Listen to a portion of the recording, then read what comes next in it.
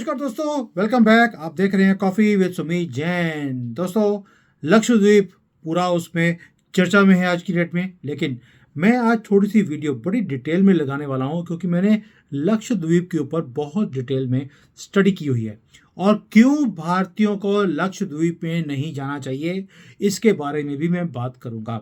और मोदी जी को भी पता है इस बात का, इसलिए इस प्लेस को कभी भी हमने डेवलप नहीं किया, जबकि यहाँ पर टूरिज्म बहुत अच्छे तरीके से डेवलप हो सकता था।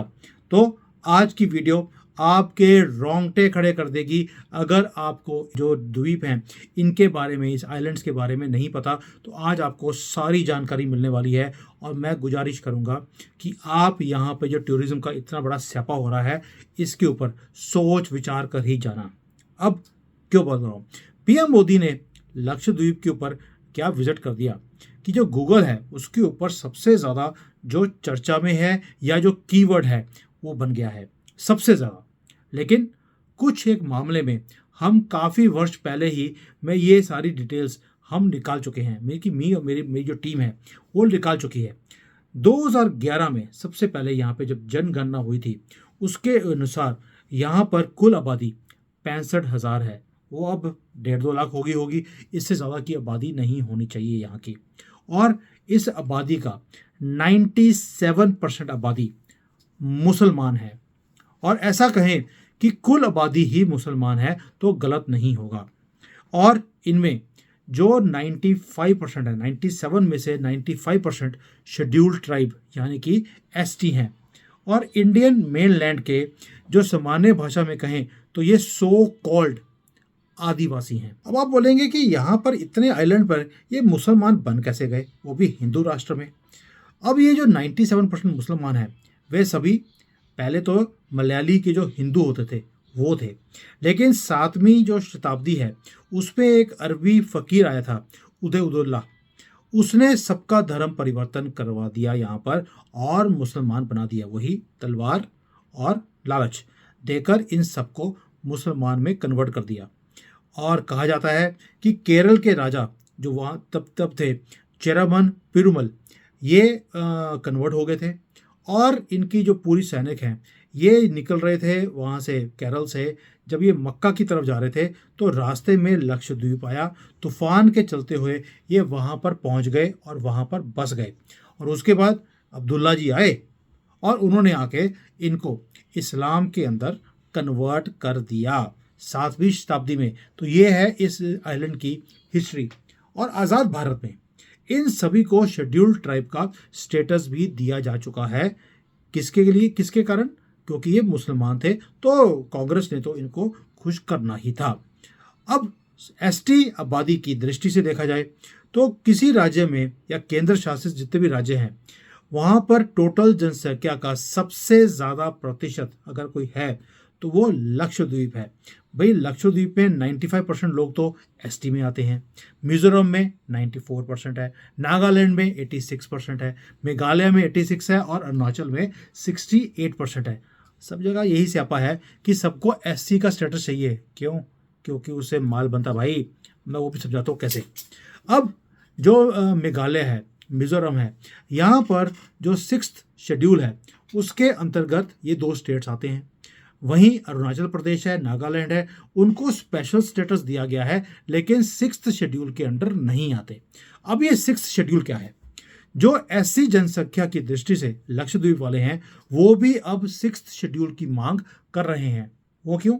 उसका रीज़न है, कारण है कि जो 6th शेड्यूल है, जो 6th शेड्यूल के अंदर जो राज्य आते हैं या क्षेत्र आते हैं उनके लोगों को डिसीजन मेकिंग के लिए अथॉरिटी प्रदान कर दी जाती है, जिससे हार्मनी के साथ साथ उनकी सांस्कृतिक जो पहचान है वो भी बनी रहे। तो ये चाहते हैं कि भाई भारत की सरकार या भारत में कोई भी आदमी इनके लिए डिसीजन ना ले, ये अपने डिसीजन खुद ही लें, क्योंकि है तो मोमिन ही। अब सांस्कृतिक पहचान से मतलब है कि जो जनजाति है उनको पूर्व जो है 100% स्वतंत्रता और ऑटोनॉमी प्रदान की जाती है, जिससे वे अपनी संस्कृति जो उनकी धरोहर है उसको कायम रख सकें। उनके शासन प्रणाली को सेफगार्ड प्रदान किया जा सकता है। उन्हें अन्य सामान्य कानून से अलग रखा जाता है और उनको जो ये सारी अव्यवस्था होती है उसमें उसको कंट्रोल करने के लिए एक शक्ति प्रदान की जाती है। कश्मीर वाले भी यही कुछ मांग रहे थे, क्योंकि मोमिन जहां पर भी मेजोरिटी में आएगा वो कहता है कि हम अपना ही कानून, हमारा ही कॉन्स्टिट्यूशन, हमारी ही किताब, हमारे ही लॉ यही होने चाहिए। और ये स्यापा यहीं पर ख़त्म नहीं होता दोस्तों, इसके पीछे और बहुत कुछ है जो मैं आपको समझाने वाला हूँ। ये लक्षद्वीप वाले शेड्यूल्ड ट्राइब है, उसकी आबादी के प्रतिशत देखते हुए 6th शेड्यूल की मांग कर रहे हैं। पहला तर्क तो आबादी है कि भाई हम सारे ही एक आबादी को बिलोंग करते हैं, और दूसरा तर्क ये है कि जो बाहर के लोग हैं, जैसे भारत के लोग हैं, वो अगर यहाँ पर आकर बसना शुरू करेंगे तो हमारी पहचान खत्म हो जाएगी। इसलिए बाहरी आदमी को यहाँ पर ना तो ज़मीन खरीदने की परमिशन होनी चाहिए और साथ ही ना ही वो यहाँ पर आकर बस सके। यानी कि लक्षद्वीप वाले भारत में कहीं भी आकर बस सकते हैं, ज़मीन खरीद सकते हैं, लेकिन भारत को कोई भी आदमी आकर यहाँ पर ये चीज़ें ना कर पाए। अब आपको समझ आ रहा है, कश्मीर के अंदर भी इन्होंने यही कुछ किया हुआ है कि जम्मू कश्मीर में भारत का कोई भी आदमी आकर यहाँ पर ज़मीन ना खरीद ले, क्योंकि इनकी जो संस्कृति है वो खराब हो जाती है बाहर के लोगों के आने से, और उनके ऊपर प्रभाव पड़ता है, और उसके बाद इनकी जो सांस्कृतिक पहचान है उसे नुकसान के बाद वो ख़त्म हो जाएगी। अरे भाई, बड़ी कमाल की बात है कि ये लोग वो बोल रहे हैं कि बाहर के लोग आएंगे तो इनकी सांस्कृतिक पहचान को नुकसान पहुंचेगा। मतलब जब उबैदुल्ला जी आए थे तब इनकी सांस्कृतिक पहचान जो थी वो नुकसान में नहीं पहुंची, लेकिन अब जब भारतीय पहुंचेंगे तो इनको बहुत बड़ा नुकसान हो जाएगा। भाई, तुम जन्म हो, शादी हो, मरण हो, सारी संस्कार तो तुम्हारे इस्लाम वाले हैं, उसी को तुम फॉलो करते हो। जैसा कि 57 जो दूसरे मुल्क हैं इस्लामिक, वहाँ पर जो कुछ फॉलो किया जाता है वही लक्षद्वीप वाले भी करते हैं। सारे तो तुम्हारे जो त्यौहार हैं, कैलेंडर हैं, सब इस्लामिक वाले हैं। तो जो भारत के लोग हैं, अगर तुम्हारे वहाँ पर आ भी जाएंगे तो तुम्हारी कौन सी विशेष संस्कृति बची है भाई, जो बाहरी लोगों के आने के साथ वो प्रभाव में आएगी और मिट भी जाएगी। तुम्हारी विशेष संस्कृति तो 7वीं जो शताब्दी थी उसी के अंदर खत्म हो गई थी। अब किसको बचाने की आप बात करते हो? दैट मीन्स ये जो स्यापा इन्होंने जम्मू कश्मीर में था वही लक्षद्वीप में है, वही अब ये केरला में, बंगाल में और सारे नॉर्थ ईस्ट में यही चीज़ मांगते हैं कि जहाँ असी उथे कोई और आना नहीं चाहिए। ये है इसकी प्रॉब्लम। और केरल में मैं पहले जाता था, वहाँ पे घूमने गया हूँ कई बार। वहाँ पर पहले क्रिश्चियंस होते थे, बड़ा ही साफ़ सुथरा था एरिया, लोग पढ़े लिखे थे और एक डेवलपमेंट थी, तभी गॉड्स ऑन प्लेस बोला जाता था। अभी वो सारा 20 सालों में मोमिन्स ने टेक ओवर कर लिया, लोगों को, हिंदुओं को भगा दिया उन्होंने। जहाँ पर भी टूरिज़्म होती है, क्योंकि फ्री में पैसे बनते हैं और वहाँ पे किसी और को टिकने देते नहीं हैं, और इतना गंद है कि जब वो आप वहाँ पे जाते हैं, मैं तो अलीपुर में गया हूँ, वहाँ पे जो हाउस बोट्स में वो घुमाते हैं आपको 3 दिन में, जो खाना भी देते हैं उसमें ज़बरदस्ती बीच में मीट डाला होगा, तो उनको पता है कि ये वेजिटेरियन है, थूक डाल के वो खाना देते हैं आपको कि हिंदुओं को खाना जा रहा है। यही कुछ ये लक्षद्वीप में भी करने वाले हैं, कश्मीर के अंदर भी यही कुछ होता है।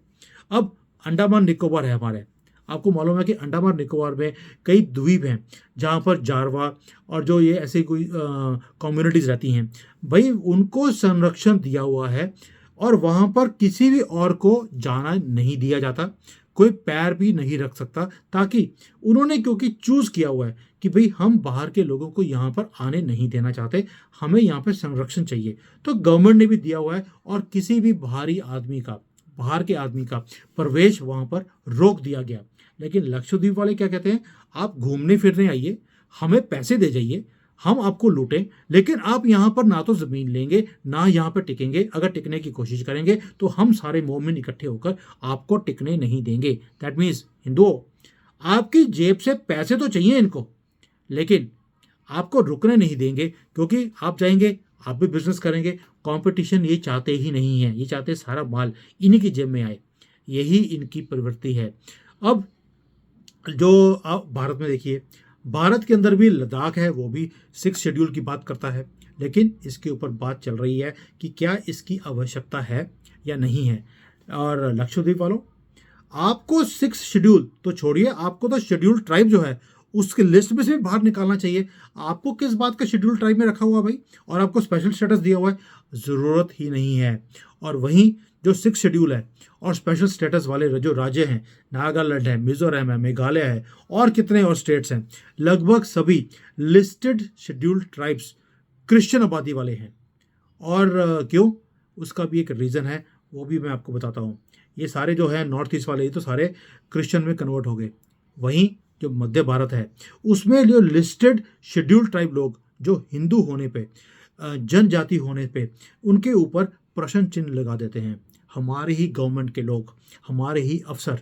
दैट मीन्स अगर आप हिंदू हैं और शेड्यूल्ड ट्राइब में हैं तो आपको अगर सारे राइट्स चाहिए तो हिंदुओं को बोला जाता है आप अपने आप को कन्वर्ट कर लीजिए या मोमिन में या क्रिश्चियन में, तो आपको ये सारी जो जनजातियों की जो फैसिलिटीज़ हैं SC ST के अंडर आती हैं, ये सारी आपको मिलेंगी, वरना आपको मिलेंगी ही नहीं। इसीलिए जो कन्वर्जन का काम है वो सारा इसी जो होते हैं लोग, इनके पास जाकर कन्वर्ट किया जाता है। अब मोदी जी हैं, उनको भी मालूम है कि ये उन्होंने कहाँ पे पैर रखा है।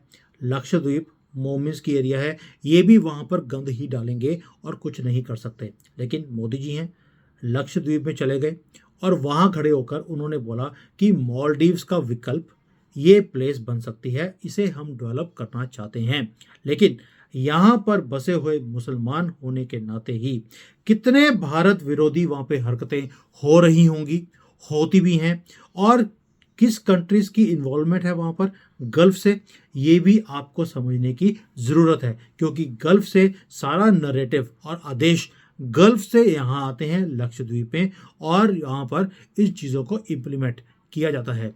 और ऐसे में इन लक्षद्वीपों का सबसे पहले क्या काम होना चाहिए, जो ये ST का स्टेटस है इससे इन्हें बाहर निकालना चाहिए।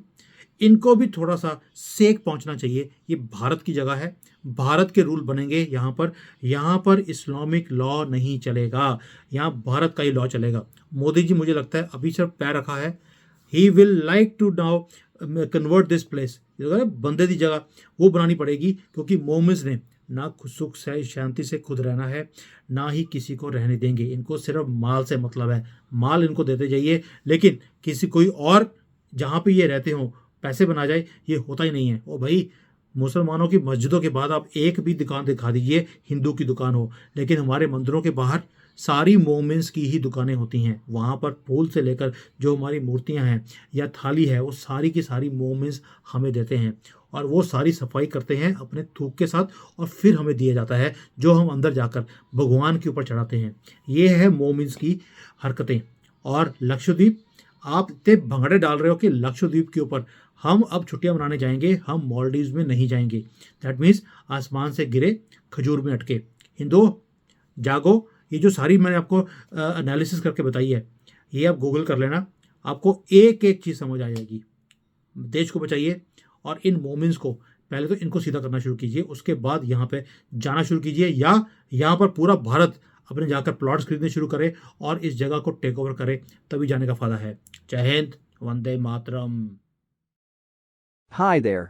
If you liked the video, please don't forget to smash the like button, subscribe to our channel, and activate the bell icon so that you receive all notifications whenever we upload a new video. Thanks for watching.